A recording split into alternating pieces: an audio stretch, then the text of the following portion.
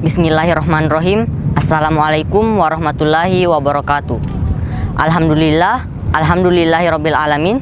Assalatu assalamu ala asyrafil anbiya'i wal mursalin Sayyidina Muhammadin wa ala alihi wa ashabihi ajmain, amma ba'd. Alhamdulillah, mari kita panjatkan puji syukur kehadiran Allah Subhanahu wa taala yang telah memberikan kita nikmat sehingga kita masih dapat bertemu dengan bulan Ramadan tahun ini. Salawat serta salam senantiasa kita curahkan kepada baginda Nabi Allah Muhammad SAW, kepada keluarga, sahabat, dan orang-orang yang istiqomah di jalannya. Hari ini saya akan menyampaikan kultum yang berjudul Menjaga Lisan. Sahabat, sesungguhnya kita mengetahui bahwa lisan merupakan kenikmatan yang sangat besar. Bentuknya kecil, halus, namun di situ terdapat kebaikan dan keburukan seseorang.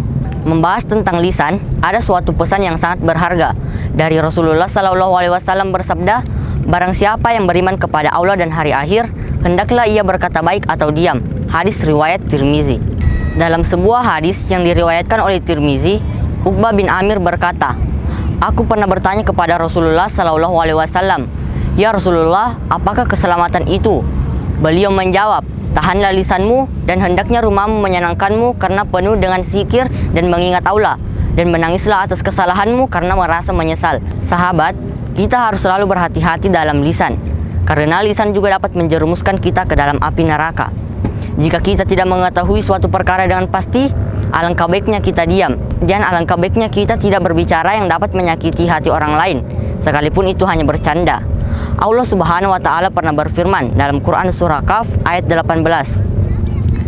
A'udzu billahi minasyaitonir rajim. Bismillahirrahmanirrahim. Ma yalfizu min qaulin illa ladaihi raqibun atid. Yang artinya, tidak ada suatu kata pun yang diucapkannya melainkan ada malaikat pengawas di sisinya yang siap selalu mencatat. Sahabat, saat kita menjaga lisan dan merawatnya dengan baik, maka ada beberapa nikmat yang Allah berikan kepada kita. Pertama, memiliki sebuah kedudukan yang tinggi sebagai seorang muslim.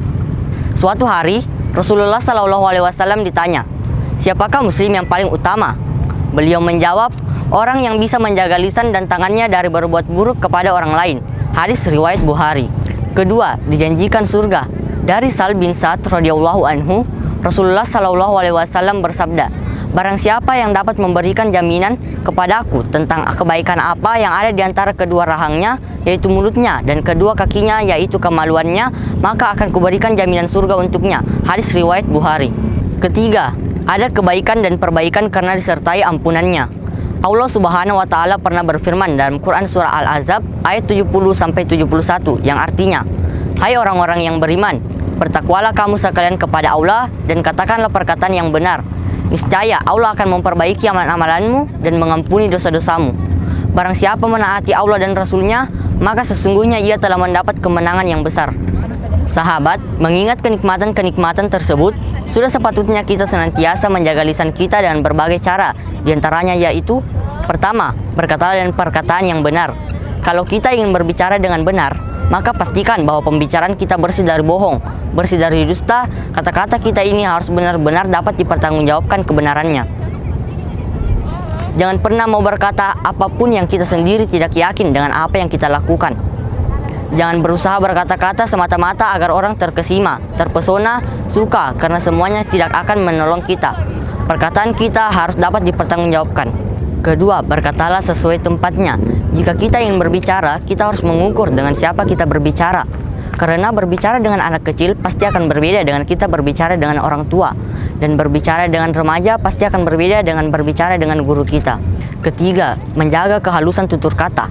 Orang yang lisannya bermutu haruslah berkemampuan memperhalus dan menjaga kata-katanya, tidak menjadi duri atau tidak bagi pisau silet yang siap melukai orang lain.